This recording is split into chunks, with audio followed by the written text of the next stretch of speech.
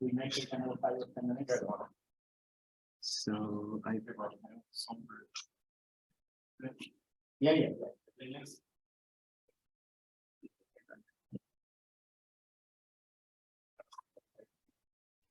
yes.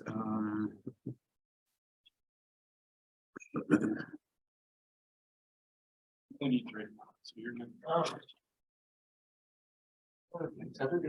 Thanks. Yeah. All right, so thanks everybody for sticking around. Yeah. He's going to stand. This was just a quick panel we threw together with some ideas of something that would be interesting and interactive and create some discussion. So this is a Sorry. that's all right. That actually. All right, so I don't know how many of you saw this recent paper from Torsten and Satoshi and a few others that were the 12 myths of HPC. So raise your hand if you've seen this. So I was kind of building off of this because this created a lot of interesting discussion online and on Twitter and in recent conferences. So I'm kind of building off of this for this panel. I should introduce our panelists. I'm Ron from Sandia, Rich from NVIDIA, Shrajit from Fabrica. Is it Fabrica? Yeah, and Ryan Grant from Queen's University. So you can read their bios online and look at all that kind of stuff if you're interested. Similar thing, I was going to throw out some myths to the panel. These guys have not seen any of this stuff yet. So this is the first time they're going to be seeing this. Surprise. That's why I said it was lightweight. Describing us. Just intended to create some discussion and maybe some controversy. I don't know. We'll see. And you know, this may not even represent my view. So just keep that in mind too as I throw some of these things out. So the first thing I want to start with was I pulled myth 8 out of that paper, and myth 8 is everything will be disaggregated. So I tried to pull out some myths that would have some interconnect networking perspective to them. So just thought I'd throw this out to you guys and see what your perspective is on this particular myth. Everything will be disaggregated. Do you agree with that? Do you have thoughts on that? I can do it. Sure. Disaggregation is the easy part. Aggregation and providing aggregate capacity, that's the part. So the problem is following this, I think the sentence is maybe the answer to the question is a maybe, because it really depends on how you do it. Right? If you disaggregate everything and you connect it to one link, it's great that you've logically achieved your goal, but you've created a new bottleneck in doing so. So I think the real, as I said, the real hard part is actually converting a disaggregated infrastructure into aggregated capacity and presenting it in the right place. That requires a pretty radical thinking of how your system architecture works, because you can't solve it by just being a CPU. You can't solve it by just being a DPU. You can't solve it by just being a switch. You can't solve it by just being a storage. You have to be all of it. Or even aggregate performance. There's some emergency signal is coming. Yeah, I got it as well. Yeah, I didn't. Mine was on vibrate. Yeah, something is coming. I don't. Let's continue. I think. Order nuisance. Any other thoughts on disaggregation? I think disaggregation is only going to be applied where it's useful, right? So I don't see it being used universally, but it's a great solution for the rest of us who aren't AWS. We still want, 10,000 different node configurations that can't buy 10,000 different node configurations. From a perspective of a smaller computing center like us at Queens, disaggregation, great. I can provide more services to more people. I can make sure that some specialized equipment that I might be adding in the data center doesn't get trapped where I don't want it to be. And if that means that I have to pay a small performance penalty for users because they want to use, some special protein folding accelerator, who knows what we have in the future, right? But they don't have to wait. Somebody else is using the CPU cores from the system it was connected to. Great, that's a net benefit. But I don't see that we need to disaggregate everything. I'd say we're going to disaggregate what we use. Yeah. Yeah, the implication of this, if you read the paper, was that we won't have tightly coupled HPC systems anymore. Everything will be built out of disaggregated systems. So By the way, we're not going to get through all of these in time, so we could just go through as many of these as we can. So the other myth I pulled out was all of HPC will be subsumed by the clouds, which has a networking kind of thought to it as well. So I just thought I'd throw this out there and see if you guys agree with that. So on-premise maybe potentially could be more off-premise tend to be more expensive and people probably want to pay it.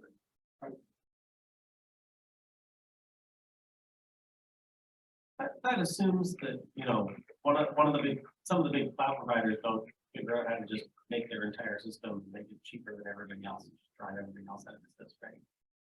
I mean, AWS, Amazon's good at doing this in every other space, right? Just drive down costs, drive everybody out of business, jack prices back up. So could it be assumed by the cloud? Only if it's significantly. I agree. We can agree that it's all going to be driven by cost. So, but that's the problem. Right? See, if you look at mind show or cloud infrastructure, actually the previous point, right? It's about making the smallest and sort of overtaxing or over recovering costs from every unit of use. So HPC, by definition, typically wants to have a far better understanding of the resources that are available to it and be able to sort of not have on demand. So I actually think I would say it's a little bit controversially that every cloud provider is struggling with how to balance the two axes. One of just drive cost to the lowest common denominator, customer demand, waiting a second really doesn't affect things in the grand scheme of things. And on the other side, HPC is asking for nanosecond response, which means everything has to be allocated in time, which has never been able to happen. I mean, there are also challenges, but who do you trust with your data, right? I mean, aside from security, whether or not you build, even if you build a perfectly secure cloud system, there's still some people that will not trust your data. They will never move from on-prem solutions ever. All right, so at any point in time, if you have comments from the audience or questions, just interrupt, raise your hand. We can. All right. Mike, I can. Go ahead. The cloud businesses have been there for several years, right? So why do you see they, reducing the price? They just get away. They don't have a time. I can get a welcome to capitalism. And the cloud businesses are expensive business for the company. And for people that don't need the whole thing. Even though it's more expensive, they don't buy the whole research and all these stuff. Yeah, I think you also haven't seen anybody try to drive anybody else out of business because cloud providers all have such deep pockets. What are you going to do? Let's undersell Google and hope that we can bankrupt them. It's just not practical, right? You've got these huge juggernauts that have so much stuff that they've just decided, well, can't drive our competitors out of business, we'll just drive our profits up and make a bunch of money out of space. And meanwhile, companies like NVIDIA are sitting around making real money out of space by selling all the equipment. So, but now you are seeing domain specific clouds coming up. The GPU costs become better with some of the tier 2 and tier 3 can be pretty dramatically. It's happening. To the point I just made, there's no chance these guys are saying, oh, we'll take on AWS and still be around. Okay, maybe moving on to one that is a little bit related to this, but is more networking. Network performance is more important for HPC than for hyperscalers. Myth, fact, qualified myth. Thoughts? Maybe let me put in a question. So the network adapter that Amazon came up with EFA, there's a minimum latency of 15 microseconds. So does that kind of indicate that? So in HPC, it's like, oh, I'm getting only 1 or I'm getting 0.99 or we are looking at that. So Amazon doesn't seem to care. They seem to be more, let's say, they seem to care more about equal cost multi-parting than that 15 microseconds. So probably, is this true? I would guess that that's the application. If their applications that are trying to serve care, they wouldn't be using it.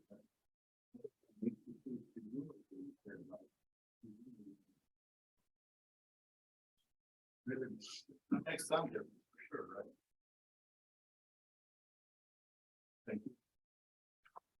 So I think EFA is aimed at that target as well, though, because they're very concerned with tail latency, right? We're not as concerned with tail latency.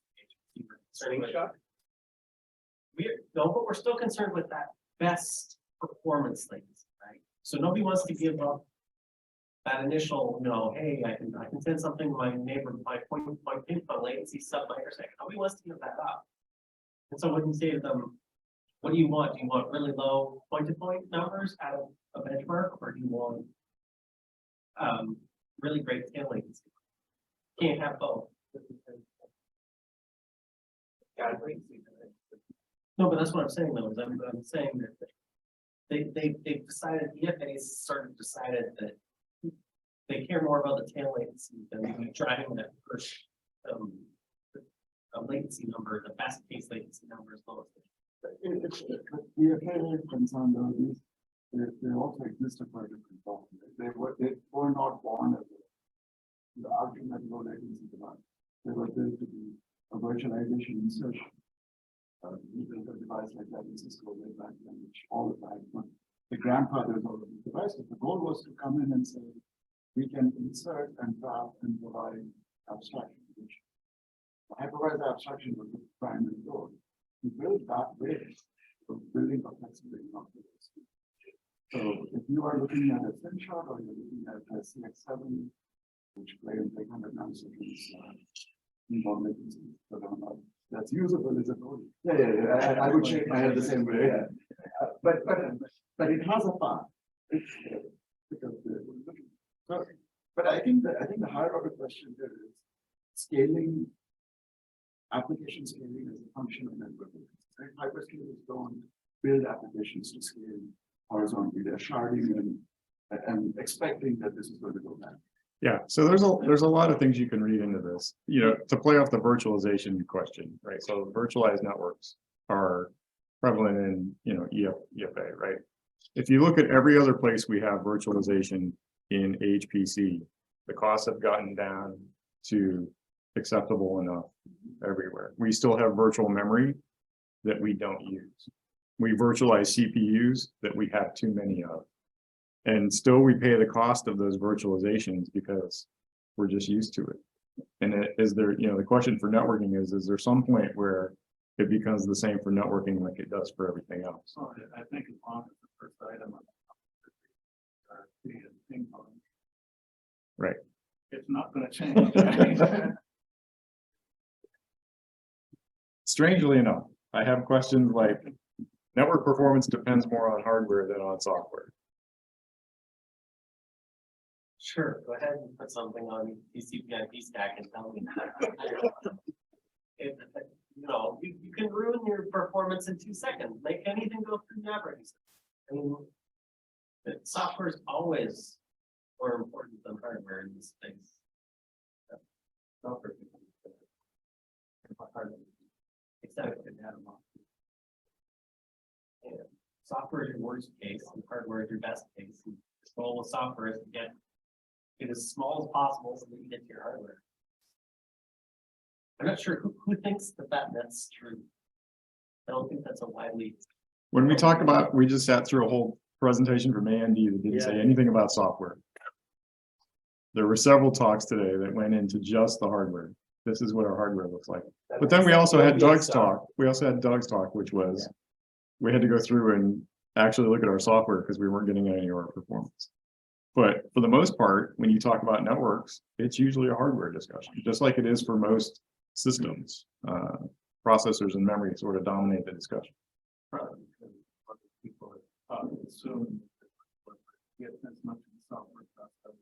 They're going to reduce the software overhead, but is that always the case? No. Yeah. I mean, even the definition of software is a little bit. Many of these high performance hardware are running software inside. It's just not running a general purpose OS. I think that's the real statement. And I would actually even assert that actually TCP/IP run as fast as any other protocol, but it's the kernel overhead of locking and redirecting.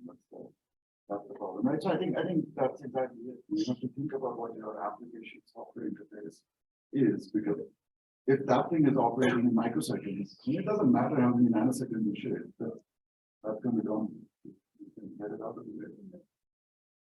TCP is a classic case of something that was designed originally as protocol for software, right? It was an offloaded software. So when you try to offload it and try to drive speed down the network, holy crap, it's complicated from a hardware perspective, right? But I can see there's good reasons why sockets are the way they are from when they're developed, because it's so much faster than everyone else in the rest of the stack. So I guess when I sit here in my software bubble, it seems obvious, but I know that people are talking about these things in two different contexts. So when people talk about the hardware, they're talking about how to drive the best case scenario all the time. People forget about that software layer in the middle. Maybe that means that the software people are doing their job. I hope so. But it's just people accept the software. All right, this is one I had trouble writing because I had it the other way around first, and I'm like, I don't know which one I believe, so let me do hardware versus software. All right, any other thoughts on this one? Okay. I'm planning to finish soon, by the way, just to keep us on time. Let's do this one. Programmable networks of the future. Is that a fact or is that a myth? Because programmable networks have been around for a while. Are they still the future? They didn't last very long in the past. That's the reason I phrased it this way as well. What's it mean to be a programmable network? I think that you use that actually concerned about range of coverage quite well. That's the data center. So I always say this. There's a use case where I'm trying to run 1,000 flows at 10 megabits each on a 10 megabit link, and I'm trying to run one flow at 10 megabits at the highest possible. And those are two extreme use cases. The going for the first, you want to put it account because you don't know what each one of these things are doing, and you don't want to waste your precious resources to find out the packets that you get. You're trying to just build a bus. Like you don't have programmable system buses. There's no one's trying to put logic between the CPU and memory. I mean, no, I'm sorry, people are. but no, anyway. So yeah, I think there are two use cases. I think HPC use case is programmable network. I think the more diversity there is, sort of things that you want to support, but of course, you have programming. Yeah. But there's not a space on different places to put in a possible combination. Can't even think about it. You certainly want to be able to have very different forming primitives. So you're talking about arithmetic costs. No, I'm talking about an HPC broken down to packet card. Now, collective values. That's what arithmetic is. I mean, that will be some form. Yeah, so my difference, I think, Rich, you asked programmable. Is it user level? Is it like a middleware? Who does the programming? Yeah, who does the programming? I mean, every adapter these days have firmware. If I said firmware is programmable, yeah, it says programmable. Programmable, but it's not supposed to be. Yeah, that's what I'm saying. Every hardware is programmable now. So at what level they is being exposed, I think that is the question. I believe this will be like a more user level or some middleware level. And that's what I'm thinking that Yeah, but they see, should interpret. that's the thing, right? So the moment you say collective op, and that's why I distinguish between packet processing. The moment you say collective op, it's no longer a network, right? First thing, there's a bandwidth. If I'm going to do 8-to-1 reduction, if I'm not getting 8 inputs, if I don't have an 8-to-1 bandwidth path, I'm actually going to run everything at 1/8 speed. That's clearly not what I want. So then it's no longer, to me, that's no longer a network. You have to figure out how you're going to put this processor there. Right. So, and that's why I don't call it a program. Like in my definition of programmable network, left that out because that's a CPU or some kind of processor. That's where I think several people make comments today. Part of things you can sign end to end. You can put functionality where it belongs and not where it doesn't. I think we're only going to see programmable networks where they make sense. Right. Yeah, I actually agree with all of that. I think, and that goes to some of the previous points that the two are kind of at odds, you know, and alluding to the previous point, hardware tends to go towards performance. When you design hardware, you design for performance. You don't design for flexibility. I mean, that's performance is your key goal. You have a timing goal, you reach that timing goal, and that's it, you know. And software is not so much that in that direction. But since the two are odds, I think in general in computing, when some aspect manages to edge out a bit from the requirements, offer more bandwidth than what's strictly required, then people are saying, oh, what am I going to do? I'm going to virtualize it. I'm going to make it flexible, you know, programmable, virtualizable, however you call it. But you have to have that edge. If you're right at where you need to be, then you can't have that edge because you can't allow yourself to lose performance, right? If you have to do both. You have to compromise either low performance or some programmability or you know whatever. But you have to move on that scale. I think having both is not feasible at the end of the day. That goes to networking, goes to compute, goes to whatever at the end of the day. Okay, so given in the interest of time, to get us back on time, I think we should probably wrap this up. I will just flip through quickly to show you what else we had here, because these are the things you guys didn't have to deal with. Lossy networks will never work for HPC. That was a cool question. It got lost. Photonic networks on node will be available in less than 10 years. One-sided is a better way to get performance than two-sided, so I threw that in there as well. So those were the ones you didn't get to, but anyway, thank you guys for being good sports. So thanks again, all of you, for attending today's workshop. We had a lot of exciting sessions. Unfortunately, I mean, this year we had only half a day, not a full day. I think many other workshops were also scheduled for half a day. So we'll continue this again for the next year. Hopefully, we'll get it one day, full day back. So then we'll have much more exciting. Okay.